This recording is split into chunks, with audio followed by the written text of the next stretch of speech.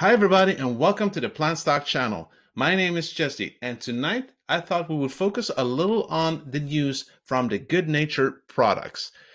And we haven't really talked about this company very much on this channel yet. I've done one video where I mentioned them a little, but as it does seem that I'm going to make a larger video, a first look on the company soon, so I thought it might be interesting to talk about what's going on, right?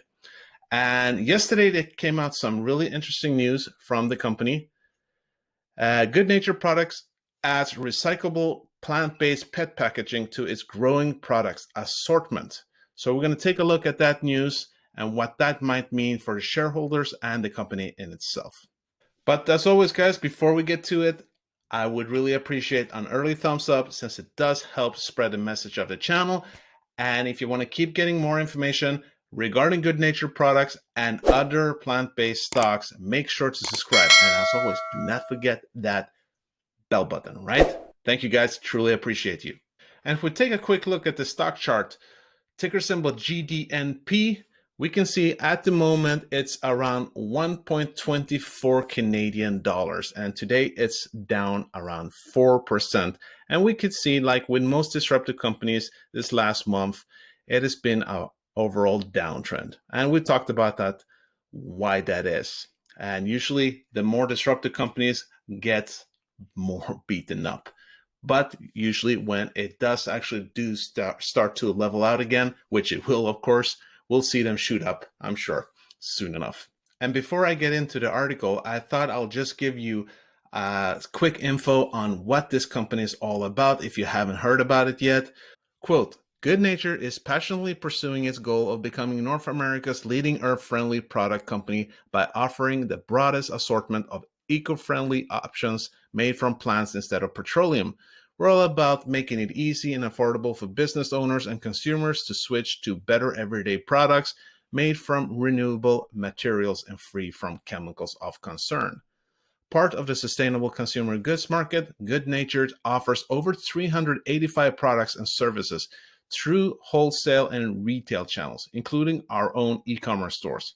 From plant-based home organization products to compostable food containers, bioplastic industrial supplies, and medical packaging, we're focused on delivering a great customer experience to make more plant-based products readily accessible to more people as the path to deliver meaningful environmental and social impact. So Good Nature just launched a new product line containing a healthier form of pet, not only for healthier for us as people, but healthier for the planet, right?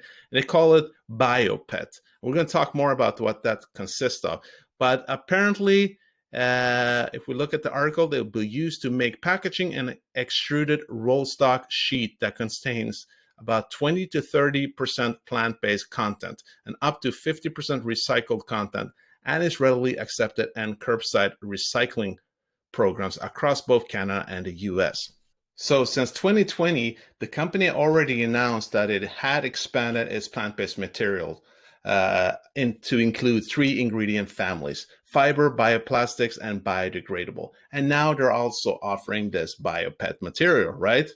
And this pet material is going to be an equivalent of the traditional pet product, but as we talked about, more sustainable. And that's what's interesting about it, is that it actually does perform identically to PET and can be fully mixed with traditional PET in recycling streams. And this new material helps businesses reduce their reliance on fossil fuels without having to actually consider any changes to their end life or recycling programs. We're going to talk more about that as we move on. And further on, we find out in the article, quote, until now, many retailers, product manufacturers, and food producers with sustainable packaging mandates have been limited to choice between petroleum-based, curbside, recyclable, and plant-based compostable options. Good Natured BioPet is food safe and provides an additional choice to businesses to continue using curbside recyclable packaging while increasing their use of renewable materials.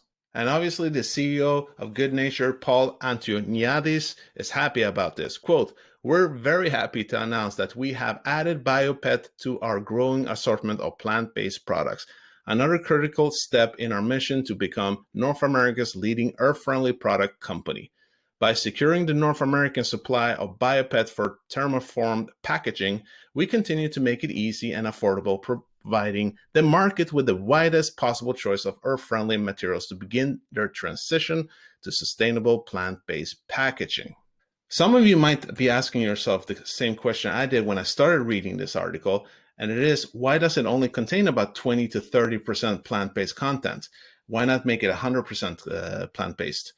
And then I took a look at their homepage when they actually write about this bioplastics.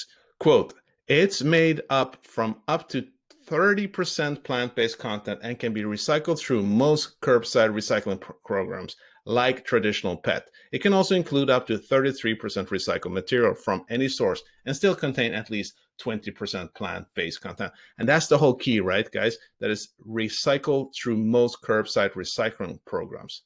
So why does this matter? And why would we introduce a material with lower plant-based content when our goal is to use the maximum possible renewable materials? And that's absolutely the kind of idea I was wondering about too, because our overall objective is to reduce reliance on fossil fuels in everyday products, and it's not always a straight path to get there.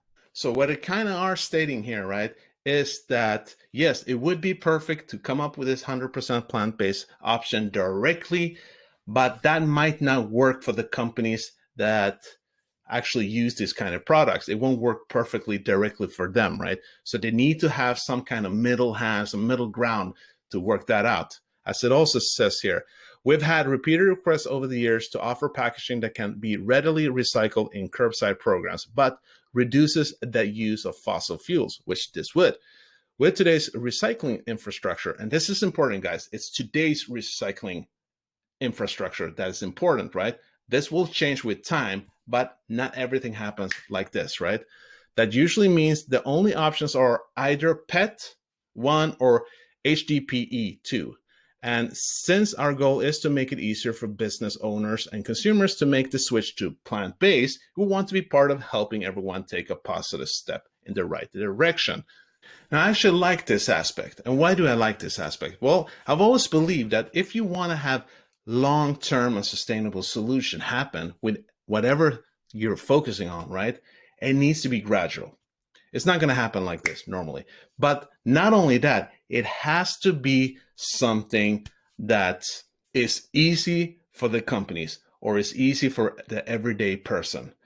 And even though I feel like everyone should be like a hardcore environmentalist, and the whole thing that James Cameron said a couple of years ago, who's a hardcore vegan, right? Because he's all about the environment. He basically, I remember when he came out, I think it was 7 or 8 years as a vegan. When he started becoming a vegan, he and his whole family, he was like, you can't call yourself an environmentalist and still eat meat. And I totally get what he's saying. But I don't think changes happen over the night, right? Not everyone has that kind of personality. Some of us do. It was the same thing for me. When I actually chose to become 100% plant-based, it went like this.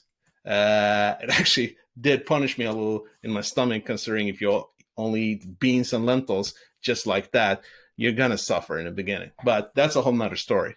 But if you want to see the larger changes, right, bringing in the masses, it needs to be step by step. And you need to help facilitate it to some extent, not changing their routines too much, or if you can avoid it, don't change them at all. An example would be Beyond Meat's burger, right? I mean, to some extent, it's quite good at mimicking what I understand anyways. I haven't eaten meat for over 20 years soon, but it's supposed to be quite good at mimicking meat, right? So if you offer that to a person who's a meat-loving person, he can't see himself or herself giving up meat, but they have this product and they're like, ooh, it's really tasty, right? Oh, I might be able to make the switch. And they'll do that maybe slowly and then eating more and more of the plant-based products that they feel mimics what they love.